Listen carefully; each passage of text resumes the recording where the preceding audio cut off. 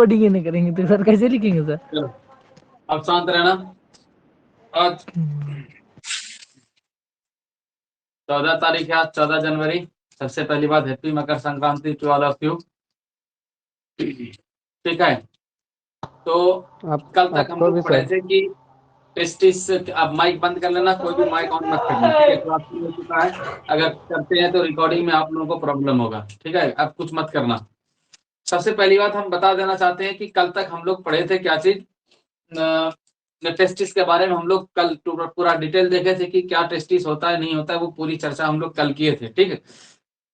अभी सिर्फ इतना सा अब आगे पढ़ना है कि अब टेस्टिस को हम लोग टीएस करके देखेंगे, टेस्टिस को अंदर जाके देखेंगे कि टेस्टिस क्या होता है नहीं होता है, ठीक?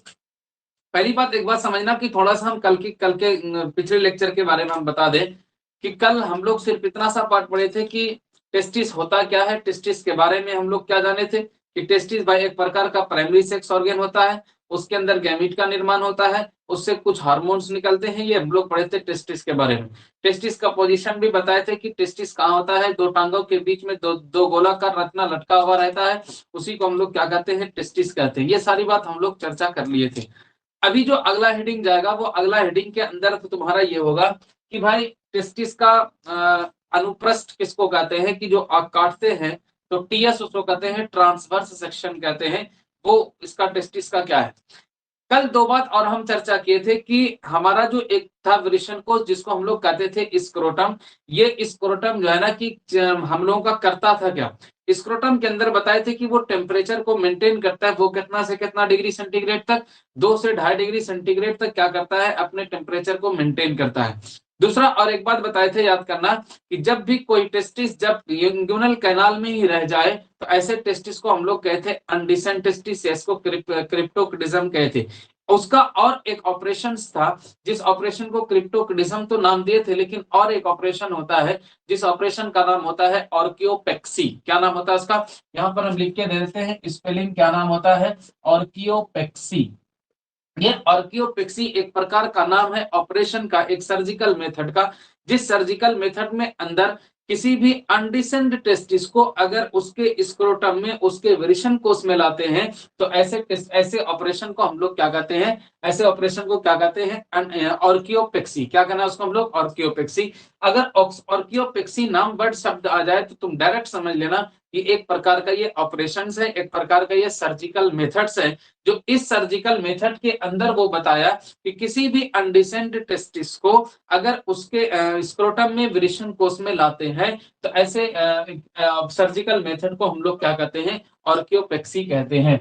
अगर तुमसे सवाल पूछा जाए कि हमारे पूरे शरीर में से ऐसा एक ऑर्गन है जिसका नाम है टेस्टिस, जो हमारे शरीर के बाहर है, वो क्यों है, तो तुम इतना सा बताना कि शरीर के बाहर हमारा टेस्टिस इसलिए होता है ताकि वो अपना टेम्परेचर को मेंटेन कर सके, ताकि वो अपने टेम्परेचर को रेगुलेट कर सके, वो भी कितना से कितना डिग्री तक, 2 से 2.5 डिग्री तक। दूसरा बात ये था कि हमको स्पर्म बनाने के लिए बॉडी टेम्परेचर से 2 से 3 डिग्री, 2 से 2.5 डिग्री हमको कम चाहिए होता है इस स्पर्म को फॉर्मेशन के लिए, इसलिए हमारा टेस्टिस हमारे शरीर से क्या है, बाहर। क्यों, क्योंकि हमारे शरीर की जो नॉर्मल तापमान है, जो नॉर्मल टेम्परेचर है, वो है 37 डिग्री सेल्सियस। कितना डिग्री सेल्सियस, 37 डिग्री सेल्सियस है हमारा वो नॉर्मल टेम्परेचर, अपना बॉडी नॉर्मल टेम्परेचर। तो इसलिए हमारा शरीर, हमारे शरीर से वो टेस्टिस क्या है, बाहर है। दूसरा बात हम ये भी तुमको बताए थे कि स्क्रोटम को हम लोग थर्मो रेगुलेटर भी कहते हैं। थर्मो का मतलब टेम्परेचर, रेगुलेटर का मतलब नियंत्रण करना, तो तापमान को जब नियंत्रण करता है उसी को कहते हैं थर्मो रेगुलेटर, ठीक। अब आते हैं हम लोग बात करते हैं टेस्टिस के अनुप्रस्थ पर। अनुप्रस्थ का मतलब होता है उसको काट कर देखें, जैसे कि मान लिया जाए कि ये एक कोई गोलाकार रचना है, ये मान लिया जाए एक स्क्रोटम था, उसी स्क्रोटम के अंदर बताए थे 2 टेस्टिस होता है। कितना टेस्टिस होता है भाई, 2 टेस्टिस। अब इनमें से अगर एक टेस्टिस को मान लिया जाए कि हम ये एक टेस्टिस को लिए और एक टेस्टिस को हम लोग इस तरीके से काटें, देखिए इस तरह से काटें, वो देखना कि जैसे कि मान लिया जाए, एक मिनट, जैसे कि मान लिया जाए ये टेस्टिस है, ठीक। ये टेस्टिस को क्या किए, ऐसे काटे तो यही पार्ट ना हमको दिखेगा, दिखेगा नहीं दिखेगा। तो जब ऐसे इसको काटेंगे तो ये पार्ट हम देखें और ये पार्ट देखने के बाद हम चिपकाए, चिपकाने के बाद अब देखो इसके अंदर क्या क्या चीज तुमको देखने को मिलेगा। सबसे पहली बात तुम एक बात याद रखना कि जब भी टेस्टिस का वर्ड आता था तो टेस्टिस तुमको बताए थे कि हमारे पास कितना है, 2 की संख्या में। जहां टेस्टिस मौजूद होता है उसको कहते हैं स्क्रोटम, उसको कहते हैं वृषण कोश। ठीक, अब जैसे ही बात यहाँ पर आई, ये हमारा बना था पूरा का पूरा क्या चीज, टेस्टिस हम बना दिए। अब टेस्टिस जब यहाँ पर बना दिए, अब क्या क्या इसके अंदर आता है। टेस्टिस मुख्य रूप से 3 आवरण से घिरा होता है। कितने आवरण से घिरा होगा, 3 आवरण से घिरा होगा। लेकिन तीनों आवरणों को तुमको यह समझना होगा कि कौन सा बाहर होगा, कौन सा बीच में होगा, कौन सा नीचे होगा। तो तीनों लेयर में से कौन कौन सा भाग होगा जो कि तुमको देखने को मिलेगा, वो बात को समझना। सबसे जो पहला लेयर जो सबसे बाहर की तरफ मौजूद होता है उसको हम लोग कहते हैं ट्यूनिका वेजिनालिस। क्या नाम कहते हैं उसको हम लोग, ट्यूनिका वेजिनालिस। और ये ट्यूनिका वेजिनालिस का हिंदी होता है वृषण कंचूक। क्या नाम होता है इसका, वृषण कंचूक। क्या नाम, वृषण कंचूक। तो ट्यूनिका वेजिनालिस एक ऐसा टेस्टिस का आवरण जो सबसे कहाँ है, बाहर की तरफ मौजूद है, जो सबसे बाहर की तरफ मौजूद है उसको हम लोग कहते हैं ट्यूनिका वेजिनालिस, जिसको हिंदी में कहते हैं वृषण कंचूक। क्या कहते हैं, वृषण कंचूक। दूसरा तुम्हारे पास ये आया कि दूसरा जो मध्य पार्ट में है, जो मिडिल पार्ट में है, उसमें ट्यूनिका अल्बुजिनिया। क्या नाम है उसका भाई, ट्यूनिका अल्बुजिनिया। जब ट्यूनिका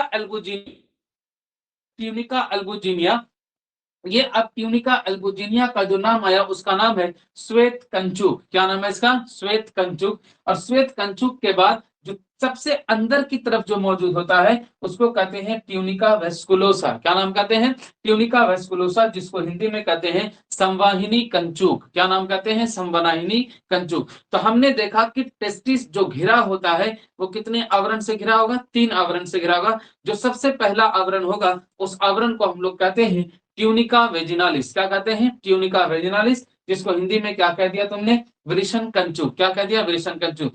दूसरा जो हमारे पास आवरण है वो दूसरा आवरण है ट्यूनिका एल्बुजिनिया। क्या नाम है उसका, ट्यूनिका एल्बुजिनिया, जिसको हिंदी में कहते हैं श्वेत कंचुक। क्या कहते हैं, श्वेत कंचुक। और जो लास्ट हमारे पास आता है वो आता है ट्यूनिका वेस्कुलोसा, जिसको हिंदी में कहते हैं संवाहिनी कंचुक। अब एक बात यहाँ पर ध्यान देना कि 3 आवरण तो देखा, लेकिन तुमको अब फिर कहां से देखा, बाहर की तरफ से। हम यहाँ बाहर की तरफ बैठ गए और बाहर से बैठने के बाद पहला आवरण को देखे तो क्या मिला, ट्यूनिका वेजिनालिस। जैसे ही दूसरे की तरफ चले क्या मिला, ट्यूनिका अल्बुजिनिया। तीसरे की तरफ पड़े क्या मिला, ट्यूनिका वेस्कुलोसा। अब तुम क्या करो, अब तुम अपने आप को फीलिंग्स लेकर के तुम अपने आप में डायरेक्ट यहां बैठ जाओ, अंदर बैठ जाओ। और अंदर बैठने के बाद अब इधर से तुमको देखना है। पहले क्या कर रहे थे, उधर से देख रहे थे, लेकिन अब तुम खुद के अंदर यहां महसूस करो कि हम इसके अंदर बैठे हैं। अब यहां से तुम कोशिश करो कि यहां से सबसे पहला आवरण तुमको क्या दिखेगा, ट्यूनिका वेस्कुलोसा दिखेगा नहीं। क्यों, क्योंकि हम अंदर से देख रहे हैं तो ट्यूनिका वेस्कुलोसा। उसके बाद तुमको क्या दिखा, ट्यूनिका अल्बुजिनिया। उसके बाद तुमको क्या दिखा, ट्यूनिका वेजिनालिस। इसका मतलब ये चीज हो गया कि चाहे तो हम बाहर की तरफ से देखें, चाहे तो हम अंदर की तरफ से देखें, तो एक मध्य आवरण है जो कि किधर से भी देखने के बाद हमको कोई फर्क नहीं पड़ता कि वो कहां पर मौजूद है, वो मध्य पार्ट में मौजूद है। क्यों, क्योंकि इधर से देखे तो दूसरा आवरण कौन सा मिला, ट्यूनिका अल्बुजिनिया मिला। जब इधर से भी देखे तो मध्य आवरण में क्या मिला, मिडिल में क्या मिला हमको, ट्यूनिका अल्बुजिनिया मिला। तो इसलिए तो यहाँ पर कहा जाता है कि टेस्टिस के अंदर ऐसा कौन सा लेयर है, ऐसा कौन सा आवरण है जिसको अंदर से भी देखने पर और बाहर से भी देखने पर एक समान नजर आएगा, वो हमारा क्या होता है, ट्यूनिका अल्बुजिनिया। क्या नाम होता है, ट्यूनिका अल्बुजिनिया, जिसको हम लोग हिंदी में कहते हैं श्वेत कंचुक। क्या नाम कहते हैं भाई, श्वेत कंचुक। तो ट्यूनिका अल्बुजिनिया हो या श्वेत कंचुक हो, बस इतना सा बात समझना कि भाई मध्य आवरण जो मिडिल पार्ट में होगा, जो बीच वाले भाग में होगा, उसका नाम क्या होता है, ट्यूनिका अल्बुजिनिया। क्या नाम होता है भाई, ट्यूनिका अल्बुजिनिया। ये बात आया हमारे पास कि भाई टेस्टिस 3 आवरण से बना हुआ। एक आवरण को हमने कह दिया ट्यूनिका वेजिनालिस, दूसरे को क्या कह दिया, ट्यूनिका अल्बुजिनिया, तीसरे को कह दिया ट्यूनिका वेस्कुलोसा, जिसमें एक पार्ट कहलाता है तुम्हारा वृषण कंचुक, दूसरा श्वेत कंचुक, तीसरा संवाहिनी कंचुक। कहीं कोई दिक्कत। अब बात आते हैं, तुमको इस बात को हम बताए थे कि टेस्टिस के अंदर ही शुक्राणु का स्पर्म का फॉर्मेशन होता है, जो कि एक प्रकार का मेल गैमीट को दर्शाता है, नर युग्मक को दर्शाता है। इसका मतलब ये हो गया कि शुक्राणु एक प्रकार का नर युग्मक, स्पर्म एक प्रकार की क्या हो गई, मेल गैमीट हो गई। इतना बात था। लेकिन टेस्टिस के अंदर तो इतना सा बात जाने कि टेस्टिस के अंदर ही उसका फॉर्मेशन होता है। लेकिन अगर हम तुमसे पूछें कि टेस्टिस के किस भाग में, क्योंकि अलग अलग भाग है हमारे पास यहाँ पर, किस भाग में वहां पर शुक्राणु का स्पर्म का फॉर्मेशन होगा, इसका निर्माण होगा। तो एक पार्ट होता है जिसका नाम हम लोग कहते हैं सेमिनिफेरस ट्यूब्यूल्स। क्या नाम कहते हैं? Seminiferous tubules. इसको हिंदी में कहते हैं रत्नलिका। क्या कहते हैं इसको हम लोग? रत्नलिका। लिख देते हैं यहाँ पर हम लोग रत्नलिका। क्या नाम होता है भाई?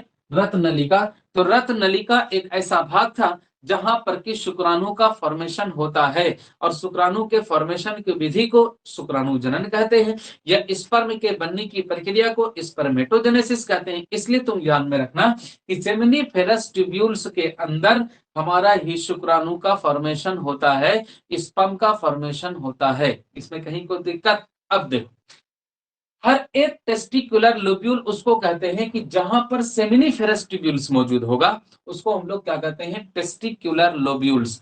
अब देखो, पिछले क्लास में कोई बच्चा हमसे सवाल किया था कि सब टेस्टिकुलर लोब्यूल्स किसको कहते हैं। बस तुम इतना सा बात समझ लेना कि टेस्टिकुलर लोब्यूल्स उसको कहते हैं कि जिसके अंदर सेमिनिफेरस ट्यूब्यूल्स मौजूद होगा, जिसके अंदर रत्नलिका मौजूद होगा, उसी को हम लोग क्या कहते हैं? Testicular lobules. क्या कहते हैं भाई?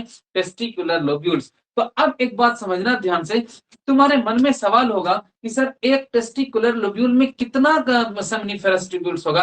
तुमको याद रखना, चाहे तो 2 होगा, चाहे तो क्या होगा? 3 होगा सेमिनिफेरस ट्यूब्यूल्स। लेकिन ये जरूरी नहीं है कि इतना सा ही टेस्टिकुलर लोब्यूल है हमारे पास। अगर पूरा पूछा जाए, अगर एक टेस्टिस, पूरे टेस्टिस की बात किया जाए, तो टोटल सेमिनिफेरस ट्यूब्यूल्स की जो संख्या होती है वो होती है 750 से लेकर के 1000 तक। कितना से कितना तक? 750 से लेके कितना तक? 1000 तक सेमिनिफेरस ट्यूब्यूल्स मौजूद होता है। लेकिन एक टेस्टिकुलर लोब्यूल्स में जो मौजूद होगा वो होता है कितना?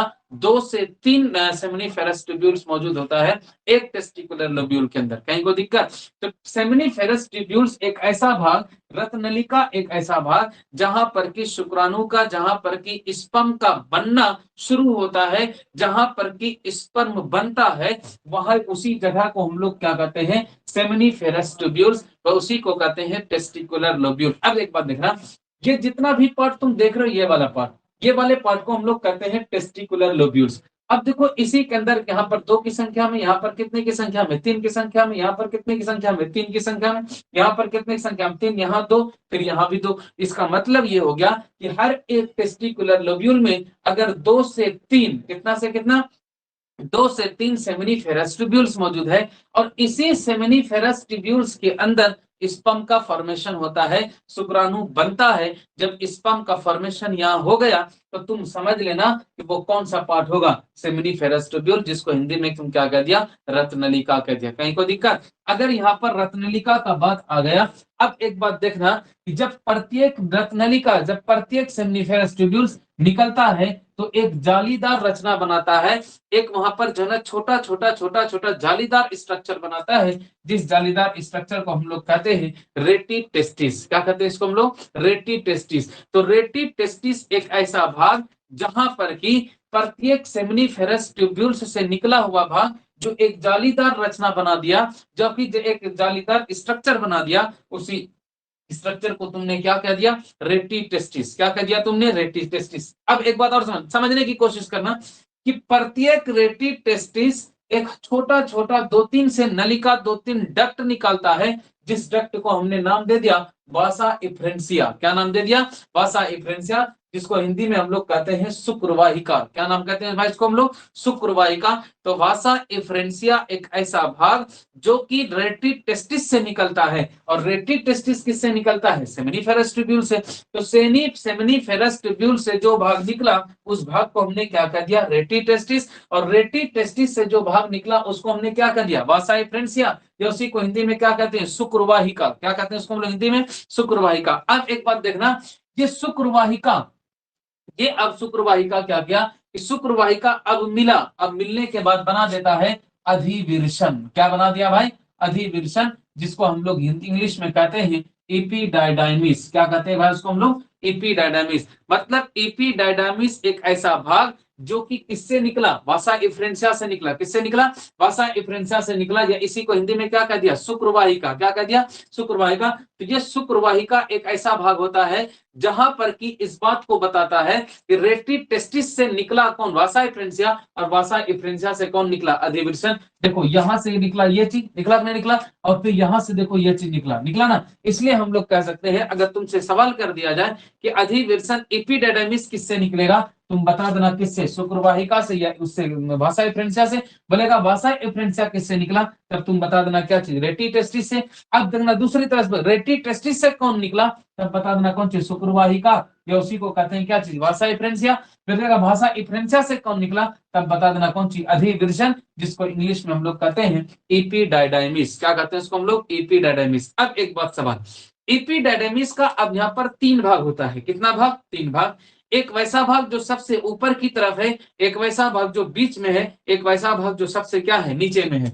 अब यहाँ पर तुम देखना कि यहाँ पर सबसे पहला देखो कि यहाँ पर सबसे ऊपर की तरफ मौजूद है, जिसको हम लोग कहते हैं कैपुट एपिडाइडाइमिस। क्या कहते हैं इसको हम लोग, कैपुट एपिडाइडाइमिस, और इसी को हिंदी में कहते हैं हम लोग अग्र अधिवृषण। क्या कहते हैं हिंदी में इसको, अग्र अधिवृषण। अग्र का मतलब क्या, आगे, सबसे ऊपर वाला। तो अग्र अधिवृषण मतलब उसी अधिवृषण का वह भाग जो सबसे ऊपर की तरफ मौजूद होगा, जो सबसे आगे की तरफ मौजूद होगा, उसको हम लोग क्या कर देते हैं, अग्र अधिवृषण, या उसी को इंग्लिश में कहते हैं कैपुट एपिडाइडाइमिस। क्या कहते हैं, कैपुट एपिडाइडाइमिस। दूसरा बात यहाँ पर यह आया कि अगर जो बीच वाला भाग है, जो बीच वाला भाग है ना, उसको हम लोग कहते हैं कौडा एपिडाइडाइमिस, या इसी को हम लोग कहते हैं काय अधिवृषण। क्या कहते हैं हिंदी में इसको हम लोग, काय अधिवृषण। तो काय अधिवृषण या कौडा एपिडाइडाइमिस वह भाग जो कि मध्य भाग में, मिडिल भाग में मौजूद होगा, तो ऐसे भाग को क्या कहना, कौडा एपिडाइडाइमिस, इसी को कहना काय अधिवृषण। क्या कहना भाई, काय अधिवृषण। तीसरा बात यहाँ पर यह आया कि जो सबसे नीचे की तरफ मौजूद होगा, उसको हम लोग कहते हैं कौडा एपिडाइडाइमिस, या इसी को हम लोग कहते हैं पश्च अधिवृषण। क्या कहते हैं इसको हम लोग, पश्च अधिवृषण। तो पश्च अधिवृषण वह भाग जो कि एपिडाइडाइमिस का सबसे निचला हिस्सा होगा, इसी को इंग्लिश में क्या कहते हैं, कौडा एपिडाइडाइमिस। तो इंग्लिश में देखना कि एपिडाइडाइमिस का कितना भाग हो गया, 3 भाग हो गया, जिनमें से एक भाग को हमने कह दिया क्या चीज, कैपुट एपिडाइडाइमिस, दूसरे को कह दिया कौडा एपिडाइडाइमिस, तीसरे को हमने क्या कहा, सॉरी हाँ कौडा, और एक को हम लोग कह दिए, तो सॉरी लिख दिया यहाँ पर, एक आ गया कॉर्पस जी, सॉरी गलती हम लिखा दिया था, एक कॉर्पस एपिडाइडाइमिस, एक कौडा एपिडाइडाइमिस। तो फिर से एक बार ध्यान देना भाई, थोड़ा सा मिस हो गया था हमारे से लिखने में। एक जो सबसे पहला है वो कैपुट एपिडाइडाइमिस, जो सबसे आगे वाली भाग है, बीच वाले भाग को कहते हैं कॉर्पस एपिडाइडाइमिस, और नीचे वाले को कहते हैं कौडा एपिडाइडाइमिस। ध्यान में रखना कि हिंदी में कहते हैं अग्र अधिवृषण, हिंदी में कहते हैं काय अधिवृषण, फिर कहते हैं हम लोग क्या चीज, पश्च अधिवृषण। तो अब तुम्हारे मन में सवाल यहाँ पर आएगा, सर ये अधिवृषण है क्या चीज। बस अभी तुम इतना सा समझ लेना कि अधिवृषण या एपिडाइडाइमिस निकला किससे, वासा इफ्रेंसिया से निकला, और वासा इफ्रेंसिया किससे निकला था, रेटी टेस्टिस से निकला था। रेटी टेस्टिस से निकलने वाले भाग को शुक्रवाहिका या वासा इफ्रेंसिया कहते हैं, और वासा इफ्रेंसिया से निकलने वाले भाग को क्या कहते हैं, एपिडाइडाइमिस, और ये इसको हिंदी में कहते हैं अधिवृषण। एपिडाइडाइमिस का काम है कि ये टेम्पररी जो है ना, जैसे ही स्पर्म का यहाँ पर फॉर्मेशन हुआ, तो सबसे पहला स्पर्म किसके पास आएगा, रेटी टेस्टिस के पास, रेटी टेस्टिस से किसके जाएगा, वासा इफ्रेंसिया के पास, और वासा इफ्रेंसिया से किसके पास जाएगा, एपिडाइडाइमिस के पास, अधिवृषण के पास। तो ये टेम्पररी जो है ना, ये टेम्पररी तौर पर ये स्पर्म को 1 महीना अपने पास रखता है। ये फुला हुआ स्ट्रक्चर तुम देख रहे हो ना, ये यहीं पर 1 महीने तक रखता है, इसलिए क्योंकि वो स्पर्म को मैचुरेशन कर सके, उसको परिपक्व अवस्था में ला सके। इसलिए अगर तुमसे सवाल पूछा जाएगा कि शुक्राणु का परिपक्व स्पर्म का मैचुरेशन कहाँ होता है, तुम बता देना क्या चीज, एपिडाइडाइमिस के अंदर होता है, अधिवृषण के अंदर होता है। तो अधिवृषण के अंदर टेम्पररी तौर पर 1 महीना स्पर्म इकट्ठा होगा, और ये इकट्ठा होने के बाद क्या करता है कि स्पर्म को मैचुरेशन कराता है, स्पर्म को क्या करता है, मैच्योर कराता है, इसको परिपक्व कराता है। वो कौन सा भाग है, यही एपिडाइडाइमिस है, यही अधिवृषण है। फिर उसके बाद हमने देखा कि अधिवृषण या एपिडाइडाइमिस कितना भाग आया, तो 3 भाग आया। एक भाग को हम लोग हिंदी में कह दिए अग्र अधिवृषण, दूसरे को कह दिए काय अधिवृषण, तीसरे को कह दिए पश्च अधिवृषण। उसी प्रकार से इंग्लिश में कहे कैपुट एपिडर्मिस, कॉर्पस एपिडर्मिस और इंग्लिश में कहा कौडा एपिडर्मिस। फिर इनमें कंफ्यूजन मत करना, कैपुट कैप CAP कैप, देखो कैप कलम का खोपिया कैप कहते हैं ना, कैप कहाँ रहता है, ऊपर में रहता है, तुम समझ लेना कि कैपुट वो ऊपर की तरफ मौजूद होगा, बाकी बात दो किधर होगा, नीचे की तरफ मौजूद होगा। इसलिए तुम याद रखना, कैप एक बात पकड़ कर रख लेना तो तुमको पता चल जाएगा कि हाँ वहां पर क्या होने वाला है। तो ये बात आया। अब एक बात, मैचुरेशन तो स्पर्म का करा दिया, और मैचुरेशन कराने के बाद अब क्या करना होगा कि ये अब यहाँ से देखो निकलता है, यहाँ तक तो कौड़ा तुम्हारा पार्ट आ गया, ये पार्ट आया तुम्हारा बीच वाला भाग, ये आ गया ऊपर वाला भाग, और ये नीचे वाला भाग, नीचे वाला भाग। अब जब ये नीचे वाले भाग से जब अब ऊपर की तरफ जल का नलिका निकलेगी, उस नलिका को हम लोग कहते हैं वास डिफरेंस, उसी को क्या कहते हैं शुक्रवास। रुमान माइक बंद कर बता दिया है तो बंद कर देंगे।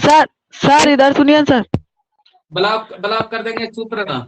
एक आया वास डिफरेंस, जिसको हिंदी में हम लोग क्या कह दिए शुक्रवाहक, क्या कह दिए शुक्रवाहक। अब देखना यहाँ पर सवाल करता है ये वास डिफरेंस या शुक्रवाहक किससे निकला, तो बता देना किससे, एपिडर्मिस से, अधिवृषण से निकला।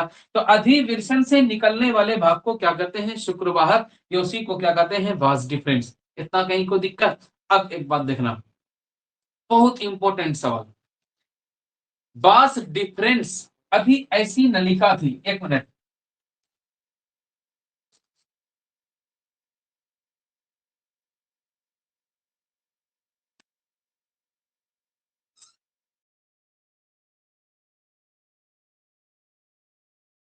अभी मान लिया जाए कि ये यहां से एपिडर्मिस निकल रहा था, अब इसी जगह से एक पतला नलिका यहां पर निकला, ये पतला नलिका को तुम कह दिया वास डिफरेंस। क्या कह दिया भाई, वास डिफरेंस, जिसको हम लोग हिंदी में कह दिए शुक्रवाहक।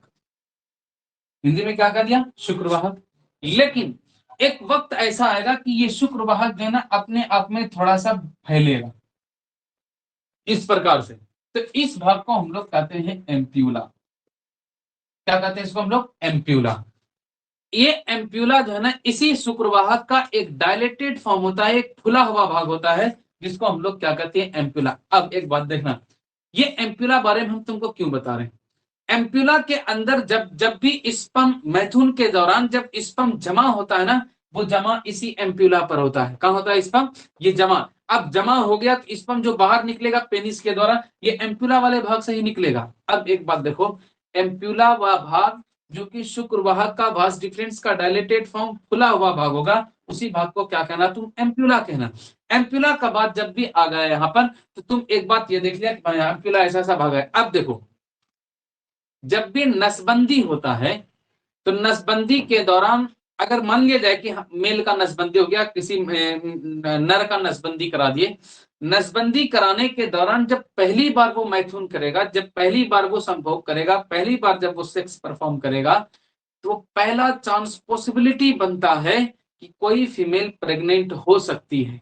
कब, जब एम्प्यूला में शुक्राणु मौजूद होगा तब। क्यों, क्योंकि शुक्राणु पहले यहां से निकलकर यहां आया, फिर यहां से निकलकर यहां आया, फिर इसके अंदर आया, अब इसी से ना यहां जाएगा, अब जाने के बाद तो यहां तो कहीं ना कहीं वो इकट्ठा हो जाएगा।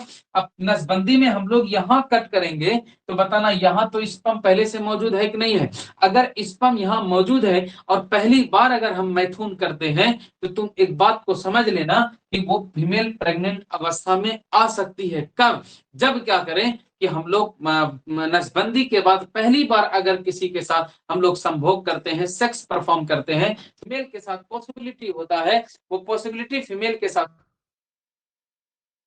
कि वो प्रेगनेंसी अवस्था में आ सकती है। समझ में आ गया ना। तो ये कंडीशन होता है हमारे पास इसका। तो ये पूरा का पूरा क्या भाग आया, टेस्टिस का भाग आया कि कैसे कैसे। एक बात और, ये जो एपिडायडाइमिस है और ये जो वास डिफरेंस है, ये दोनों निकलता है एक डक्ट से, जिसको हम लोग कहते हैं वोल्फियन डक्ट। क्या नाम कहते हैं इसको हम लोग, वोल्फियन डक्ट। तो वोल्फियन डक्ट एक प्रकार की ऐसी नलिका जो एपिडेडेमिस और उससे एराइज होता है, वहीं निकलता है। तो वोल्फियन डक्ट याद रखना, नाम याद रख तो भी बढ़िया, नाम न याद रहे तो कोई बढ़िया, तुम्हारे आउट ऑफ सिलेबस है, लेकिन नॉलेज के तौर पर तुमको बता दिए कि वोल्फियन डक्ट से ही निकलता है एपिडेडेमिस और दूसरा कौन सा, वास डिफरेंस। कहीं को दिक्कत। तो अब एक बात देखना, अगर तुमसे पूछेगा कि शुक्राणु का निर्माण होकर के मैचुरेशन कहां तक आया, तुम बता देना सबसे पहले सेमिनिफेरस ट्यूब्यूल्स रत्नलिका के अंदर शुक्राणु बना, उसके बाद वो कहाँ आया, रेटी टेस्टिस के अंदर आया। उसके बाद कहाँ गया, वासा एफ्रेंसिया के पास गया। वासा एफ्रेंसिया से कहाँ आया, अधिवेशन में इपीडेर्मिस के पास आया। इपीडेर्मिस से कहाँ आया भाई, वासा डिफरेंस के पास। वो इकट्ठा जमा कहाँ हो गया, एम्प्यूला के पास। कहाँ मौजूद हो गया, एम्प्यूला। अब एम्प्यूला में ही वो रहेगा। और जब भी तुम संभोग करोगे, जब भी तुम सेक्स परफॉर्म करोगे, तो यही एम्प्यूला वाले भाग से फिर पेनिस के द्वारा क्या निकलता है, स्पर्म निकलता है। अभी तक हमने ये देखा कि भाई इस सेमिनिफेरस ट्यूब्यूल्स के अंदर ही स्पर्म का फॉर्मेशन हुआ, शुक्राणु बना। पहले हम लोग इतना सा जानते थे कि टेस्टिस के अंदर ही स्पर्म बनता है, टेस्टिस के अंदर ही शुक्राणु बनता है। लेकिन अब ये बात जाने कि टेस्टिस के किस भाग में, उस वृषण के किस भाग में स्पर्म बनेगा, तुम बता देना सेमिनिफेरस ट्यूब्यूल्स, या उसी को हिंदी में क्या कहते हैं, रत्नलिका। क्या कहते हैं, रत्नलिका के अंदर ही क्या बनता है, स्पर्म का फॉर्मेशन होता है। कहीं को दिक्कत, अगर इसमें कहीं को दिक्कत नहीं, पता ना, अगर कहीं दिक्कत है कोई सवाल कर सकता है, बोल सकता है, कहीं को दिक्कत नहीं है। इसमें कहीं तरह की कोई दिक्कत है भाई, बोलना रे भाई सब, कहीं को दिक्कत इसमें सर नहीं। हाँ, कोई दिक्कत नहीं, ठीक। No sir. बस इसमें हम देख रहे हैं एक चीज कि आज आज जो है ना, आज फ्राइडे के कारण बाबू थोड़ा हम 3 बजे क्लास ले लिए, ठीक है। कल से फिर वही जो पहले टाइम हम लोग का सेट था, उसी टाइम फिर क्लास होगा, सारा कोई इसमें सर, जुड़ना, ठीक। सर। दूसरा हम एक चीज गौर करते हैं कि 146 स्टूडेंट इसमें नॉमिनेट है, और उसमें मात्र हमको 50-60 ऑनलाइन 24 देखने को मिलता है। आज तो करना, चलो आज टाइम, आज पर भी है, इसलिए हो सकता है लाइव नहीं आ पाया बच्चा, तो लेकिन इतना कम क्यों यार। सब खिलता दुबता है, दोस्ता रिकॉर्डिंग यही है। नहीं, रिकॉर्डिंग हम फिर रिकॉर्डिंग बंद करते हैं, हम बता दिए, वो चीज मत करना। थोड़ा सा सारा कोई लाइव आने पर थोड़ा सा पढ़ाने में भी थोड़ा सा अलग मजा आता है। जैसे अभी 24 थोड़ा सा फील उतना अच्छा से नहीं आता है, लेकिन जब सब बच्चा जुड़ता है, बस हमको ये महसूस होता है कि भाई मेरे साथ सब जुड़ा हुआ है। इसलिए वो कोशिश करना भाई कि सारे को जुड़ने की कोशिश करना, उसमें कहीं कोई दिक्कत हो फिर हम है ना भाई, अभी जितना समझ रहे हैं ना समझिए, अगर कहीं दिक्कत हो तो उस चीज को हमको व्हाट्सएप कर दिए, सर फिर से आप इसको रिपीट कर दिया, फिर से इसको रिपीट कर देंगे, कहीं कोई घबराने की बात नहीं है, ठीक। सर कल से 12 बजे क्लास होगा सर। हाँ, कल से फिर वही 12 बजे क्लास होगा, कल से वही सेम टाइम पर फिर हम लोग लाइव आएंगे। लेकिन कोशिश करना कि सारा का सारा स्टूडेंट भाई सामने आ जाओ, ताकि हमको थोड़ा सा फील हो पढ़ाने में। 24-25 में फील नहीं होता है, इसलिए तुम कोशिश करो कि हम ज्यादा से ज्यादा अमाउंट में जुड़ पाए। बाद में रिकॉर्डिंग का मतलब क्या, जहाँ आपको कहीं डाउट है दोबारा देखना हो तो देख लिए हम, तो रिकॉर्डिंग को लाइव ये पढ़ने बोले का सर, कुछ फीलिंग अलग होता है। एम्प्यूला का भी फोटो बना दे क्या? ना ना, इसका कुछ नहीं बनाना, ये ऐसे समझा है, ये जरूरत नहीं, क्योंकि एम्पुला तुमको फीमेल के अंदर भी मिलेगा, वहां हम लोग फिर चर्चा करेंगे वहां पर, ठीक है। ठीक। आज के लिए इतना रखने देते हैं, फिर हम लोग पुनः कल फिर 12 बजे मिलेंगे। और कल और परसों का टाइम तुमको दे रहे हैं पेमेंट का, नहीं मैं करके निकालते चले जाएंगे, हमको बाद में नहीं करना, क्योंकि एक हफ्ता तुम लोगों को हो गया, जिसका भी पेमेंट नहीं सर हुआ है ऑफलाइन का प्रोसेस बनाइएगा, ऑफलाइन सर। पेमेंट कर दीजिए। कल और परसों के बाद मंडे को वो क्लास नहीं कर पाएगा, मंडे को क्लास तो हम उसको डायरेक्ट ब्लॉक कर देंगे, उसको निकाल देंगे। फिर हमको मत कहना सर आप इन्फॉर्म नहीं किए थे, हम तुमको इन्फॉर्म कर रहे हैं कि आज सैटरडे और संडे तुम्हारे पास टाइम है, हाफ पेमेंट कर देंगे सर। हाँ पेमेंट कर दीजिए, और उसके बाद फिर हम मंडे को क्लास कर पाओगे, नहीं तो फिर हम ब्लॉक कर देंगे। विदाउट नहीं वाला आपको। सर ठीक है। ऑफलाइन क्लास कब से करिएगा सर? ऑफलाइन क्लास अगला आदेश जब तक नहीं आ जाता है तब तक यही चलेगा।